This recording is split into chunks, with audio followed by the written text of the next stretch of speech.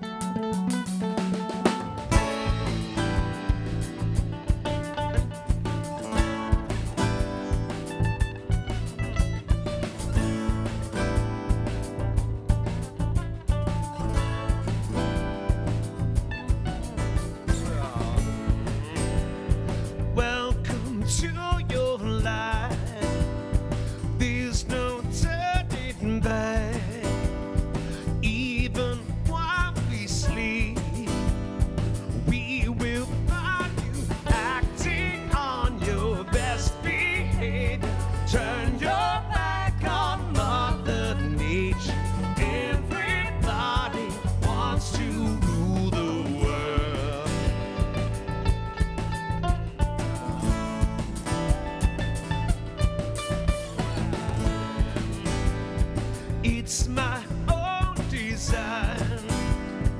It's my own remorse. Help me to decide. Help me make the most of freedom and of pleasure.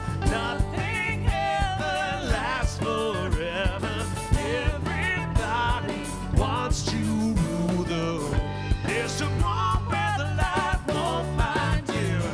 Holding hands while the walls come tumbling down. When they do, I'll be right behind you. So glad we almost made it.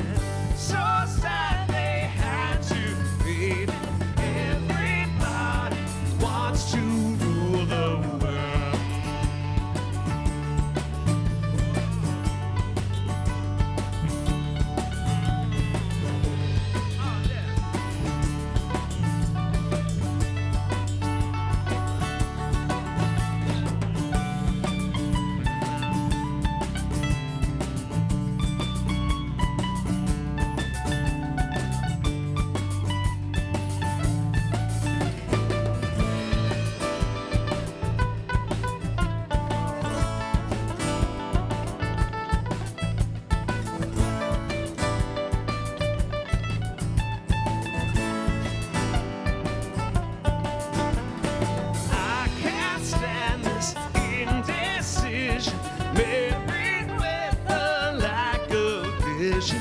Everybody wants to rule the. Say that you'll never, never, never, never leave it.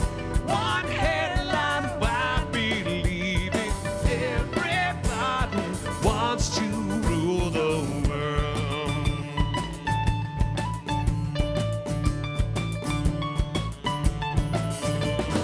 All for freedom and for pleasure. Nothing ever lasts forever. Everybody wants to rule the world.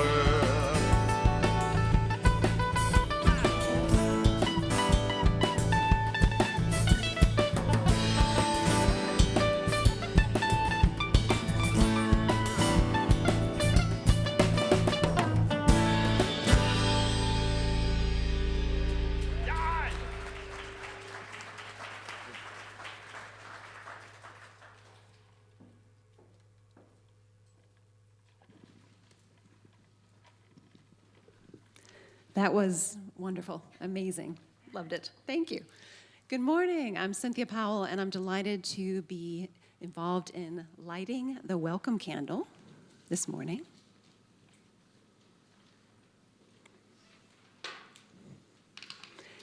And please join me in the welcoming phrase. Come, come, whoever you are, wanderer, worshiper, lover of leaving, it doesn't matter. Ours is not a caravan of despair. Come, even if you have broken your vows 1,000 times, come yet again. Thank you, Cynthia. So I wanted to do something right before this next song. That wonderful song by Tears for Fears, Everybody Wants to Rule the World. This morning we're thinking about what it means to be non-dual, but more than that, what it means to be all interconnected, all interdependent. We have this idea that we're separate, that we're different, that we're distinctive, that we're individuals. In our own sort of shadow-like way, we want control. It's just part of who we are. It's a real challenge. And I think the mystical process of who we become as people of spiritual faith and as deeper spirituality is how we learn to let go of that and move into a sense of equanimity, even in the midst of chaos, even in the midst of loss and suffering, even in the midst of political turmoil and device. In the midst of all of that, not acquiescence, but equanimity with a sense of a bigger vision.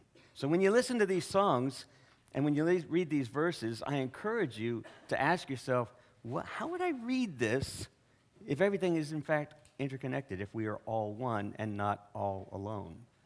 How would I read this now? I bring this up simply because this song that we're going to sing now is a song I wrote years and years and years ago. We've done it in here from time to time. It was on our first CD that the band did as well. I first heard Harry Belafonte singing that wonderful song, "We come from the mountain, go back to the mountain, turn the world around." I heard that and then decided I'm going to write my own version. Years later, I realized it's because I realized we are the mountain. We are part of the stream. We are part of the sacred reality that's everything. And we are moving with the turning of time, even as we change it. So now you get to see it in that light. All right, y'all ready? We're going to stand and sing this song now. Lyrics are on the screen. It's also the time to bring your offering on up to the table. Let's get Harry Belafonte right now, y'all.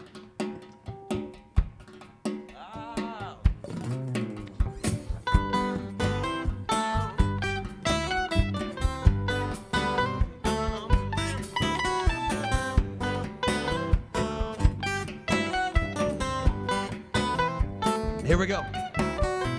We are of the rock at the heart of the earth, part of this creation from our birth.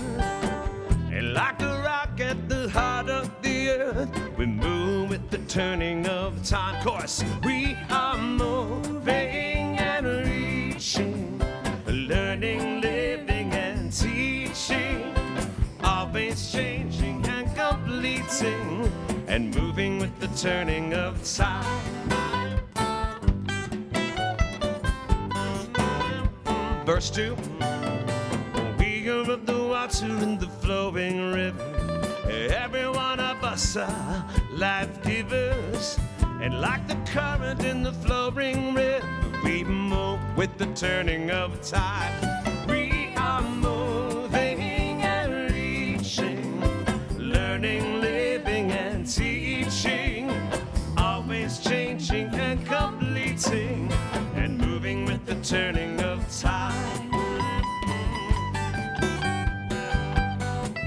one more verse. Here we go.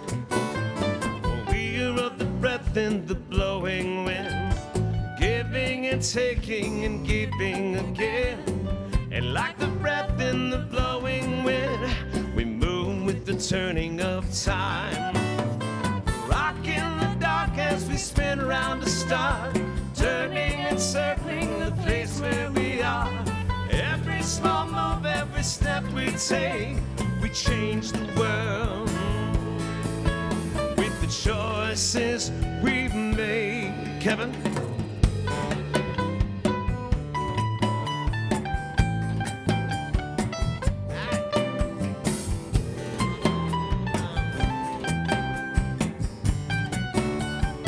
Another verse. We are in the fire of the burning sun, with the passion and spirit of what must be done. And like the fire in the burning sun, we must move with the turning of time. Yeah. We are moving and reaching, learning, living and teaching, always changing and completing. We're moving with the turning of time. Yeah. We are moving and reaching, learning, living and teaching, always changing and completing, and moving with the turning of time.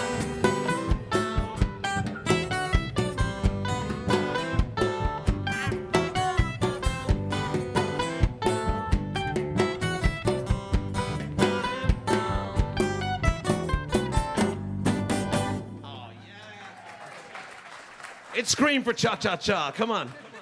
Would y'all take one moment and offer one another a sign of peace, please?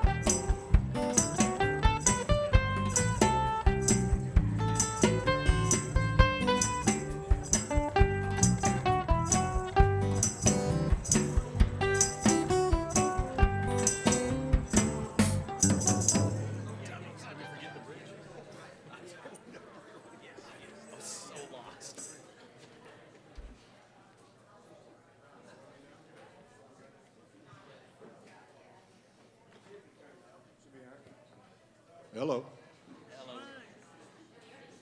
Good morning. Today's reading is from the Gospel of Mark, chapter 4, verses 26 through 34. Jesus said further, "The reign of God is like this. A sower scatters seed on the ground, then goes to bed at night and gets up day after day. Through it all, the seed sprouts and grows without the sower knowing how it happens. The soil produces a crop by itself, first the blade, then the ear, and finally the ripe wheat in the ear. When the crop is ready, the sower wields the sickle, for the time is ripe for harvest." Jesus went on to say, "What comparison can we use for the reign of God? What image will help to present it? It is like a mustard seed, which people plant in the soil. It is the smallest of the earth's seeds, yet once it is sown, it springs up to become the largest of shrubs, with branches big enough for the birds of the sky to build nests in the shade." Using many parables like these, Jesus spoke the message to them as much as they could understand. Everything was spoken in parables, but Jesus explained everything to the disciples later when they were alone. It's time for another original song of ours from many, many years ago. It's called "Sacred River," continuing with this theme, and it's a good one. I'm glad we got this one.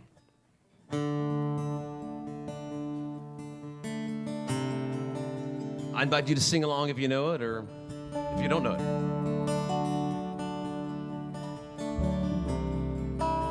Like this.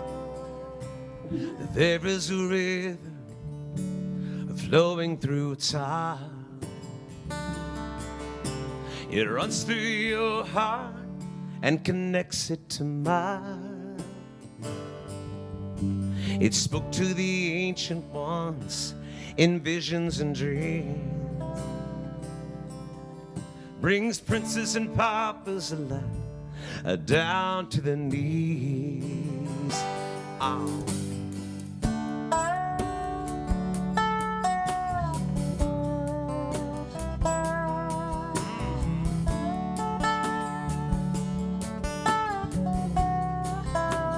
Verse 2. You can dam up the current, but it gets around.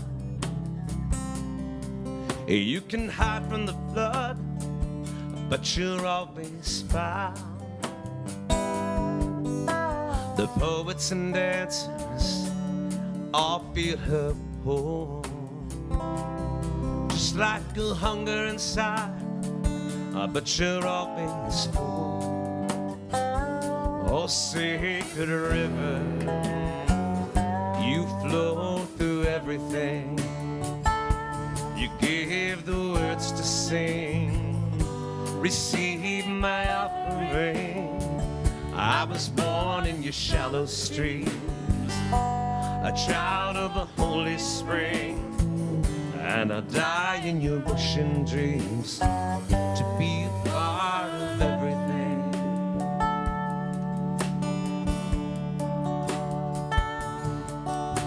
I feel your presence now in all that I do. All the ones who have come and gone are living in you. They whisper in dreams the untold mysteries. I am the river now, and the river is me. Oh, sacred river, you flow through everything. You give the words to sing. Receive my offering. I was born in your shallow stream, a child of the Holy Spring, and I die in your ocean dreams to be a part of everything. And I die in your ocean dreams to be a part of everything.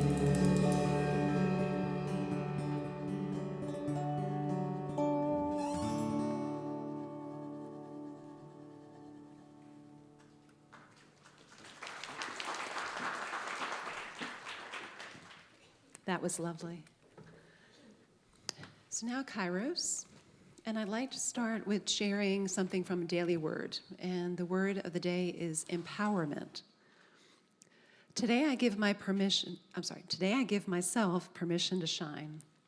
I need not wait for anyone to give me anything because at the level of spirit, I have everything I could ever need. I am a divine being, endowed with so many spiritual gifts that are mine to use as only I can. This is my empowerment, my ability to create the life of my highest imagining through the power of my thoughts and actions. I drop the weight of limiting beliefs that have held me back. In the past, I may have told myself I don't deserve the life I wanted, that I couldn't do the things I most wanted to do. Now I tell myself a different story.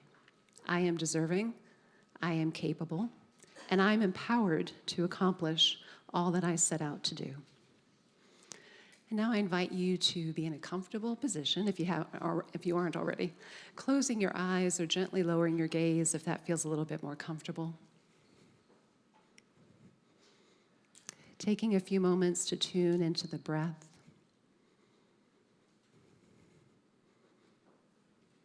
You don't need to change the pace of the breath. Just letting it flow naturally.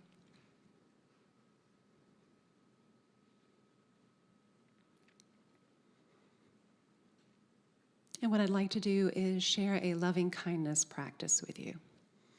This is a practice that can be very helpful as we move our minds, our thoughts, our hearts toward ourselves, toward each other, toward the world. So again, tuning into your heart, perhaps even feeling your heartbeat. You might even want to place a hand on your chest over your heart. Bring to mind someone that you love very dearly. It could be a family member or a friend or another loved one. Imagining them sitting right in front of you, looking in their eyes, saying to them, "May you be healthy. May you be safe.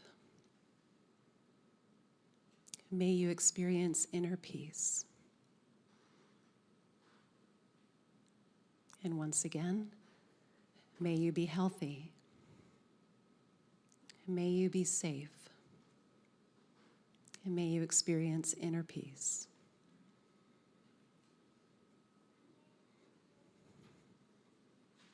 And now the invitation is to turn your loving heart toward yourself. Again, tuning into the breath, tuning into this present moment, saying to yourself, "May I be healthy. May I be safe. May I experience inner peace." And once again, may I be healthy. May I be safe. May I experience inner peace.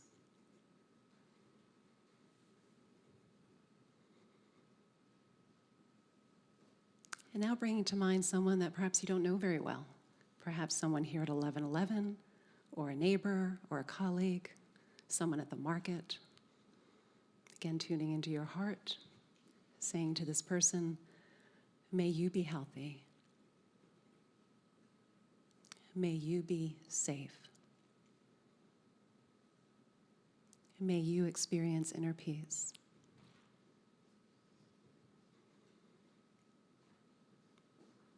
Once again, may you be healthy.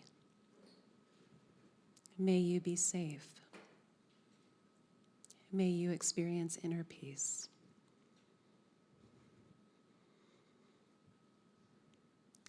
And now turning our minds, our hearts toward the entire world, envisioning all people, all creatures, saying to them, "May you be healthy. May you be safe. May you be protected from harm and experience inner peace. May you be healthy. May you be safe. May you experience inner peace."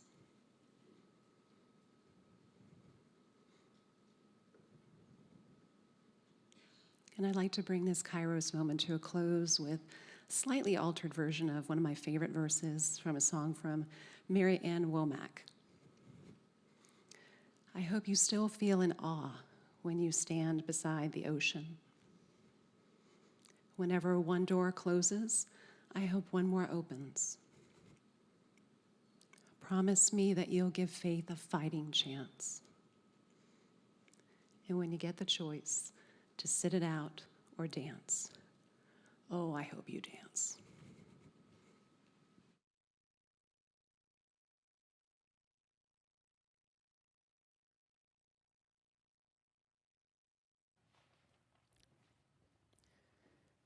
That was wonderful, Cynthia. Thanks so much for doing that. It's very calming for me personally. I hope that was for you. A lot of what we do like this is obviously part of the practice. I talk about it from time to time.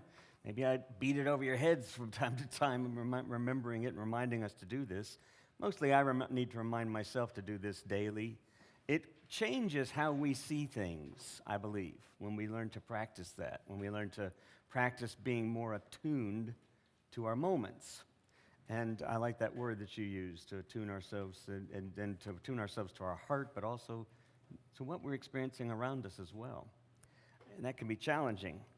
Last week I spoke about this idea of shadow, and we've been looking at this idea of shadow boxing with God, not in the sense of that we're training for a fight, more in the sense we're training to free the shadow with our own shadow, to free and liberate the things that we drag around behind us that we don't really take a look at very often. We tended to repress them over the years. And as a consequence, they tend to kind of come out in unexpected ways. And they end up being experienced like destiny or like habitual patterns that we can't get out of. And so last week, I shared personal examples of some familial kinds of patterns that we get into, some that I've heard some of you share with me in private as well. And how do we get out of these cycles or these patterns? And one of the ways is, of course, to, again, take a moment to pause and to see them, to see these patterns as they arise, and then to learn not to react to them, which takes, again, this practice of mindful presence, this practice of holding our hearts, just to literally give ourselves permission to see this without taking it personally, without listening to the story that we always attach with it, right? So these are shadows that we have in our lives. This is kind of a shadow pattern, but we have it in our culture too. And if you think about what Jesus was doing when he was telling these parables, when he was doing these miracle stories that we're also looking at the larger churches, looking at it in some of the sermons that Lance is doing, what we're seeing is Jesus being a mystic. He really is a mystic in the most prophetic sense of his Jewish tradition. He's not being a king in the sense that everyone expected a Messiah king, because that's kind of what they already had with empire. It's what they'd had all throughout their history. Throughout the Jewish history is these rising empires that then fall because empires are oriented around this sense of separateness. Even though the idea of covenant is to be a blessing for one another, even as we are blessed, that the other is more important. And yet we keep falling back into empire kinds of patterns. Us versus them, me versus you, mine and yours. And we forget that we're all in this together in wonderfully mysterious ways. Jesus comes as a mystic to try to reconnect people to it. And it's always interesting that even the disciples who are following him around, as we see in this story, they don't always get it because we're entrained into this basic biological way of reacting with anxiety first. So it takes practice. So I read a few things this last week from Richard Rohr. I get his blog posts from the Center for Action and Contemplation every day, and this one happened to be, oddly enough, dealing with the same thing. So I read these, and I thought this was interesting. So Richard Rohr wrote this on Wednesday. Reality is paradoxical. If we're honest, everything is a clash of contradictions. And there is nothing on this created earth that is not a mixture at the same time of good and bad, helpful and unhelpful, endearing and maddening, living and dying. I know how much many of us right now are caught in that paradox of reality even today, having experienced these paradoxes. We see them personally, we see them familially in our families, we see them culturally in our country and in our world. Then he said on Thursday, or no, actually Otis Moss. He quotes Otis Moss III, who is an African-American preacher and a social activist. It's a strange affair to be black and live in America, and even stranger to be black and a person of faith in these yet-to-be United States. To carry around the burden of a socially constructed idea called race and yet be filled with a divinely inspired mandate to eradicate all limitations to the human soul. It's not a whole lot unlike Martin Luther King when he says, "I'm not complete until you're complete," and he's pointing to the person who put him in jail. That's a weird paradox to hold on to. It's a strange way of looking at the world, isn't it? You and I aren't looking at it that way most of the time. We're pissed off. Somebody does that to us and we're mad. Somebody pulls in front of us, we're mad on the freeway. Much less if somebody threw us in jail because we were trying to do the right thing. I mean, it's hard to hold this paradox with equanimity. It takes a way of seeing that's not natural to us. What Richard Rohr would often call the way you see it. If you change the way you see, that change can change everything. Then Friday, this is another quote from him, "The times when we meet or reckon with our contradictions are often turning points, opportunities to enter the deeper mystery of God." So we talked about this, and you pull out the shadow, you start looking at those things that trigger us, and you actually live with it. You actually hold it with compassion, with sensitivity, with care, without judgment, and you realize you don't see it at first. But once you move through that, you realize, oh, this is God. This is the mystery of God. This is the opportunity to redeem these kinds of paradoxes and to find some kind of meaning. Martin Luther King on Saturday, he quotes and says, "Actually, we who engage in nonviolent direct action, we are not the creators of the tension. We merely bring to the surface the hidden tension that is already alive. We bring it out in the open where it can be seen and dealt with." So here's what Einstein said. There are only two ways to live your life. One is though nothing is a miracle. The other is though everything is a miracle. And that's a hard place to get to. He says a human being is a part of the whole called by us the universe. Now, he's talking about science here, right? Right? Wrong? Really? Or is he? The universe, he says, a part that's limited in time and space. The person experiences himself or herself, the thoughts and feelings, as something separated from the rest. It's a kind of optical illusion of their consciousness. This illusion or delusion is a kind of prison for us, restricting us to our personal desires and to affection for the few persons closest to us, or our tribes, we might say today. Our task must be to free ourselves from this prison by widening our circles of compassion in order to embrace all living creatures, the whole of nature in its beauty. Only a life lived for others is worth living. He wrote this towards the end of his life. It was in the last year or so of his life when he wrote this. It was interesting because people would have thought that maybe Einstein was atheist. I don't know that he was so much atheist as much as he had a lot of problems with the traditional medieval 4th century to the 17th century kind of notion of God as this sort of larger super being version of ourselves. And he might have had a good bit of trouble with that, I think. But if you listen to him, he sounds very much like he's speaking about spirituality, about something far larger and more mysterious than simply a scientific formula. So we've been following this search, looking at what it means to be well and at this idea of miracle. And because we have this idea that we are separate from everything, we often see a miracle, or perhaps we used to see a miracle, as something that happens that fixes something. We think of it in a contractual, a transactional way, right? We think of it as something that gets fixed. I'm broken, I'm sick, my loved one is sick, and so we pray for a miracle. That's this kind of understanding, as though it's about something getting fixed. A miracle in our country as though it's about something getting fixed. A miracle about racism, that it's transcended, that we find a way to eradicate it as if we're looking for something to be fixed. Right? But miracle doesn't mean that in its earliest roots. That's a 13th century adaptation of what the word means, and we've attached that now to all of the church, to church language and thinking. What it actually is rooted in is the same word as smile.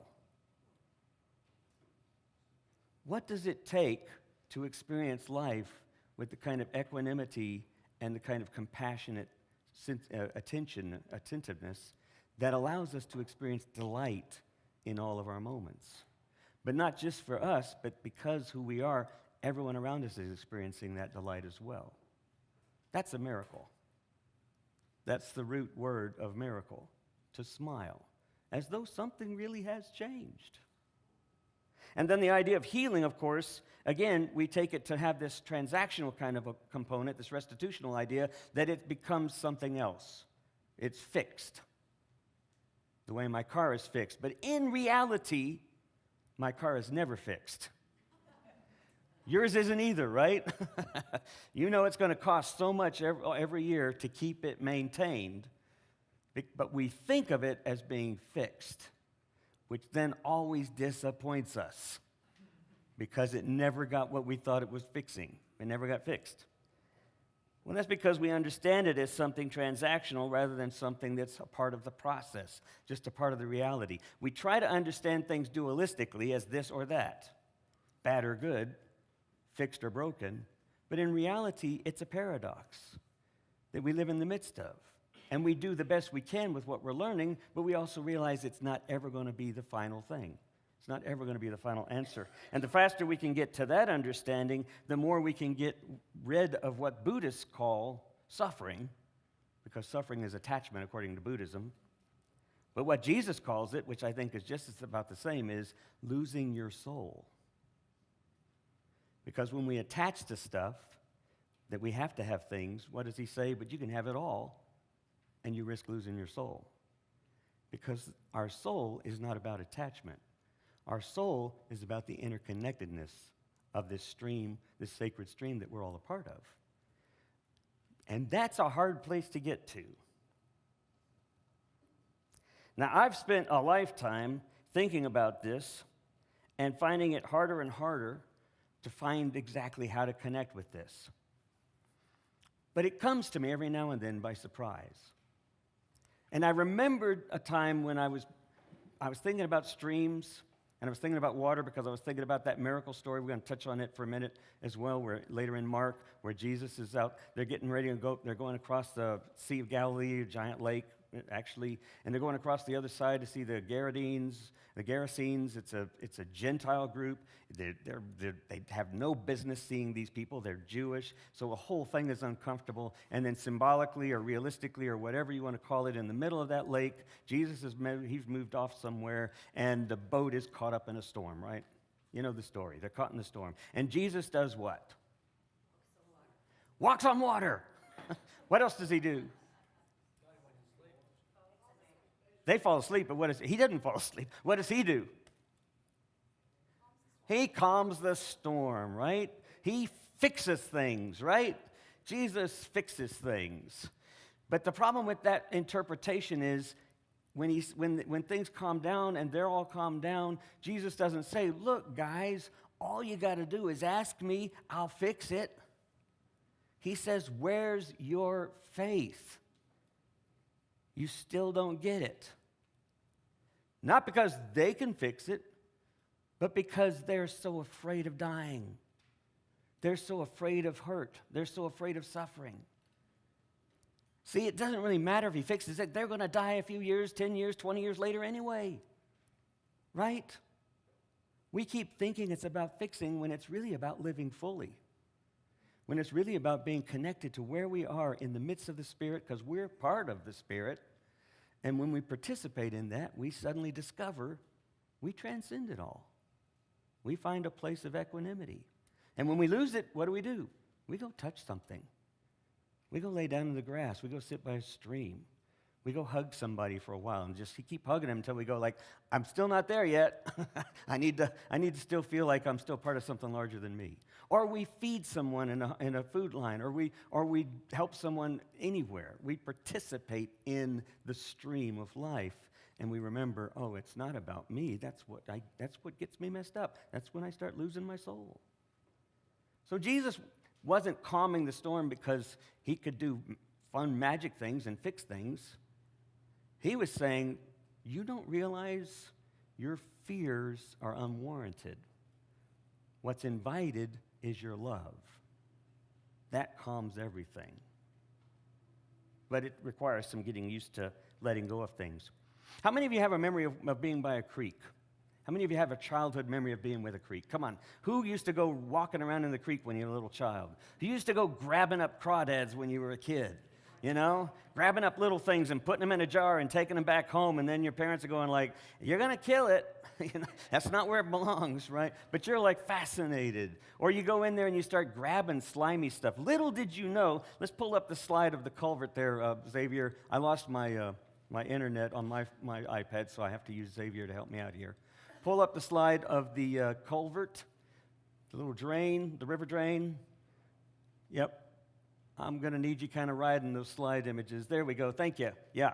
So this is back behind, this is not the exact one, but it's very similar to what was behind Colonial Country Club Court, that street over by the Colonial Country Club. My great-aunt Ninny, who was 92 years old, lived off there in a little tiny two-room, little single-floor house, little bungalow. And we would go stay with her, and then me and my brother, we would run across the street, back behind the neighborhood, down the hill, and into this little stream, this culvert back there. And we would start digging around with our hands and grabbing stuff. We'd play there for hours, just walking up. Little did we know that the trash all along the edge and the sludge that was there was actually stuff that was drained off from sewage and things. We were having the time of our life, contracting all sorts of diseases. Didn't matter to us. We weren't scared. We were fascinated, right? You remember that? You remember the childhood fascination? It's hard to remember that sometimes. It's hard to tap into that. What happens over time? What do we end up where we find that suddenly we're not that anymore, we're something else? And that scares us. Or life scares us. The stream of life itself scares us. Rather than, let's go exploring in this new illness I have, it's more like, I am terrified. Right? We lose that sense of wonder.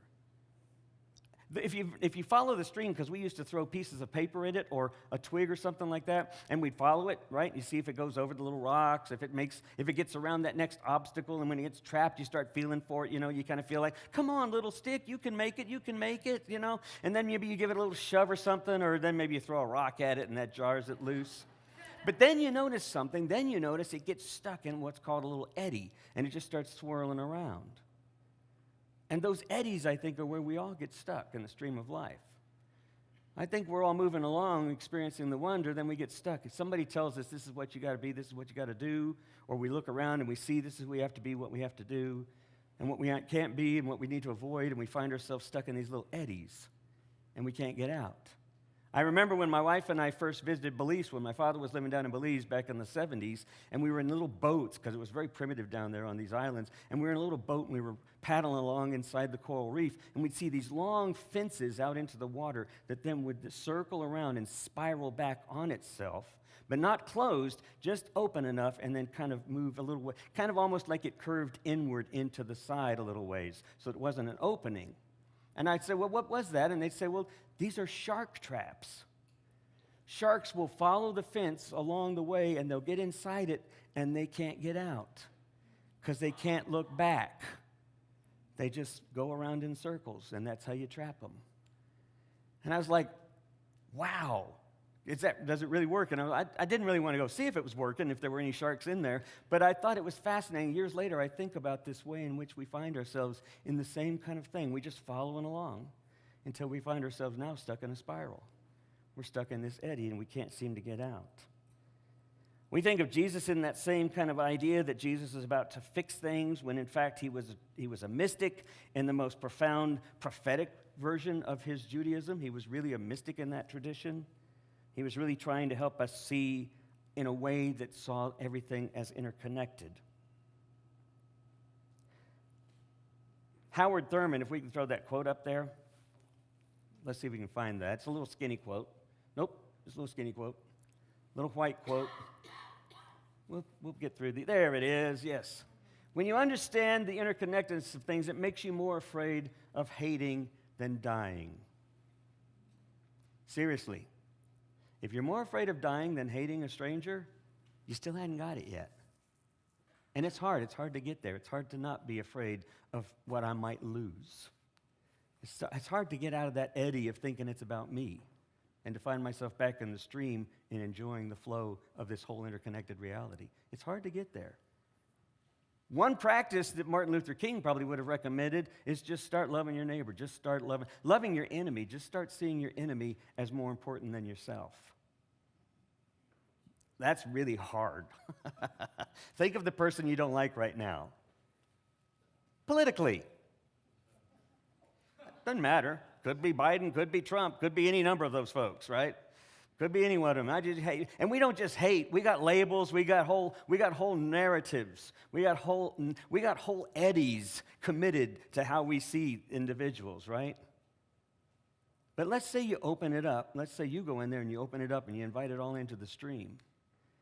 How could we participate in saying loving kindness prayers for those individuals? How could we participate by saying they're a part of the same reality I am? They're a part of the same sacred reality. They just don't get it. They're stuck in the same shadow that keeps a lot of us in these eddies.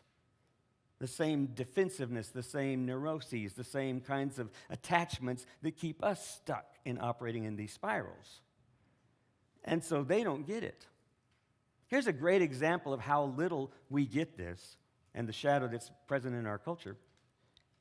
I would say, show me a show of hands of how many of you buy lottery tickets, but I don't want to do that.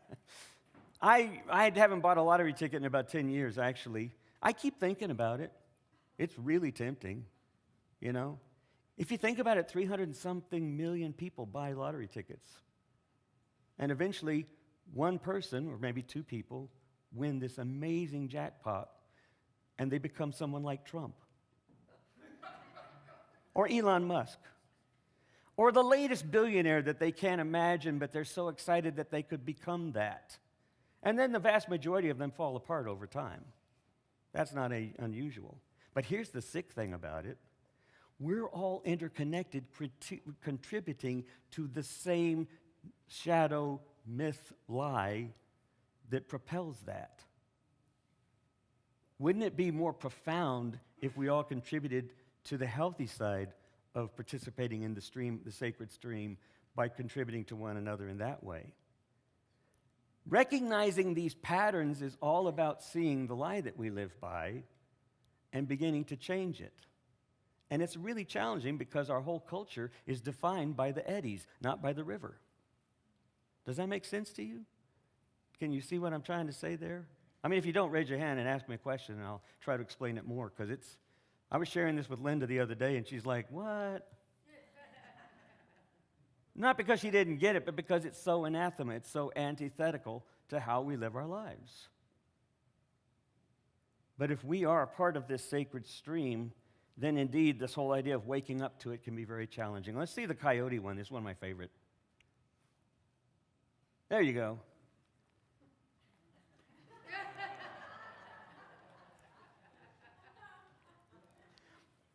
It doesn't show the next slide, what would be the next slide? Now, if you're waking up to the reality that we're all interconnected, it doesn't matter that you step off a cliff, does it? It does not matter one bit.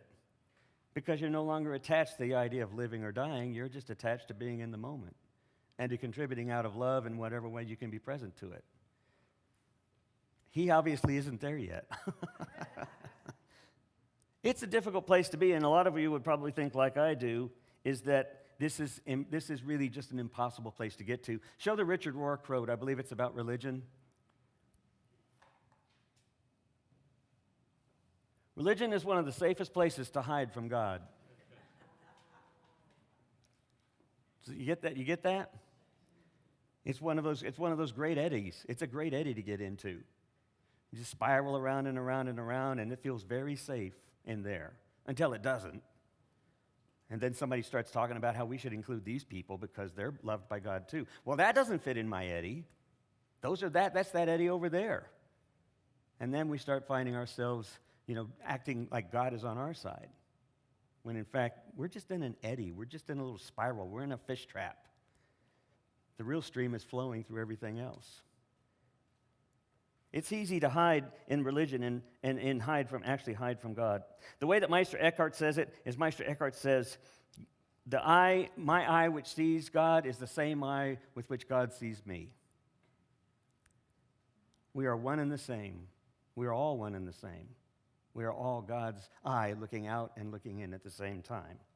And recognizing that is hard, but it takes a kind of practice. So here's what I'm going to recommend as we wrap this thing up. Let me show the slide here of the snow on Monday, looking out my driveway by a tree.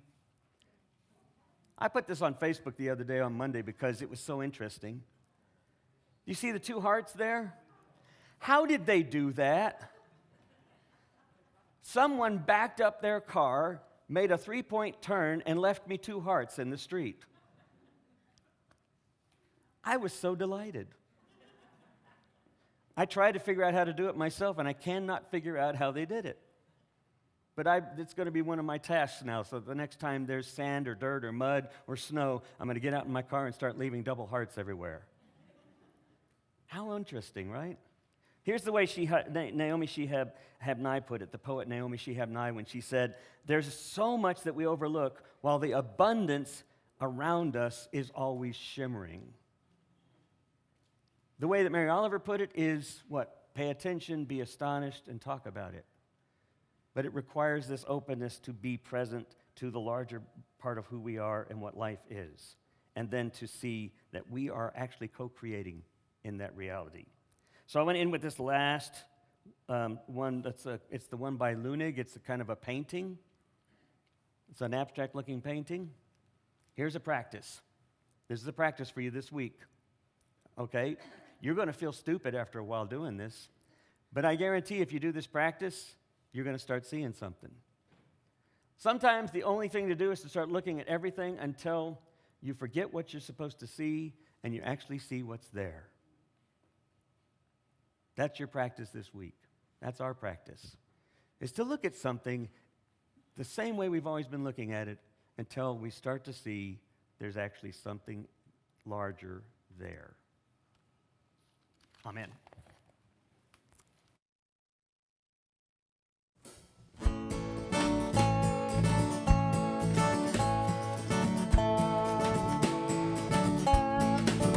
The new day dawns, and I am practicing my purpose once again. It is fresh and it is fruitful if I win, but if I lose, I don't know.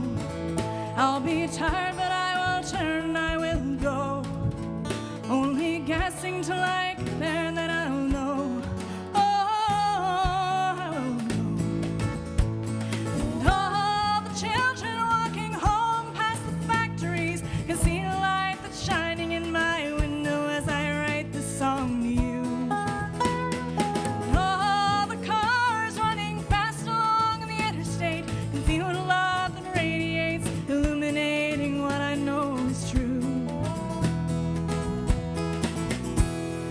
That all will be well, even after all the promises you've broken to yourself. All will be well. You can ask me how, but only time will tell.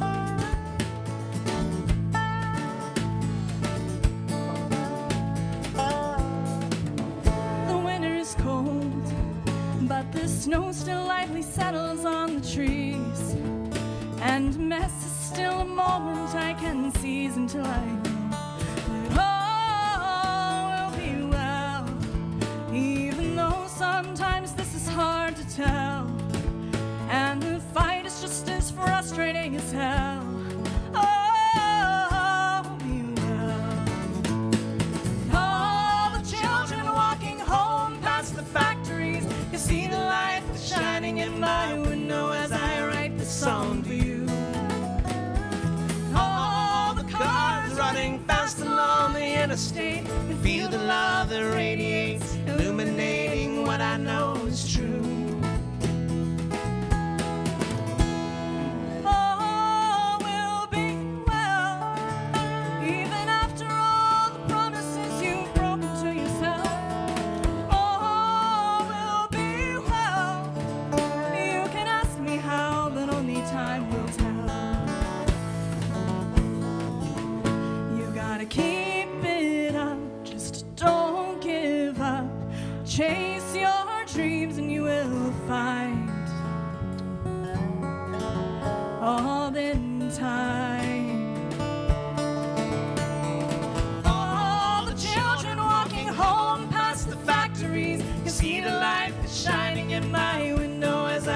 this song to you.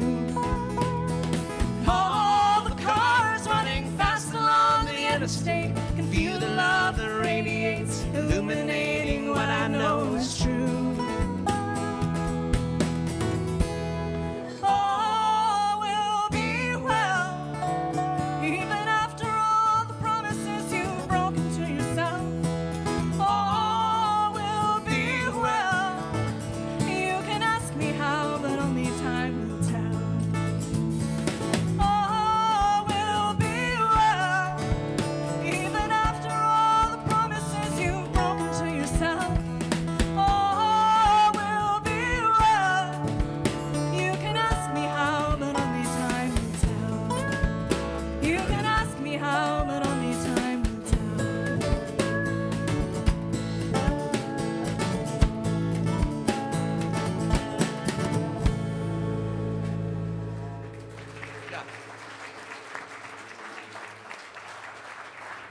You know, I hope you'll go back and check out the lyrics of that song. That's such a beautiful song. The poetry of that song is so spiritual when you really think about it. Riding along, you're writing a poem, the kids are looking in the window, they're passing us factories, the freeway's moving over here. It's all interconnected somehow. It's a fun practice if you haven't ever done that. The Hafiz, the mystic poet of the 12th century, the Middle Eastern poet of the 12th century, said, it's like flowing with a river. He said you flow with the river, but you don't realize, if you think about it, all the stuff that flowed before you that you're now flowing with. And as he ends his poem, he says, and all the flowing that meets into the ocean, and all of those who read this now, 1,000 years from now, it's all flowing together. So let's stand. We don't go from here in peace because it's not about you or me, it's about all of us. So we go in pieces. And even though things and ideas get upended, we realize it's always being mended, something new being created. And though we unravel, we travel together to find the illusions, to open up and diffuse them, in order to see that we are all interconnected together. We go out into the world to share and be astonished. So go in pieces. Amen.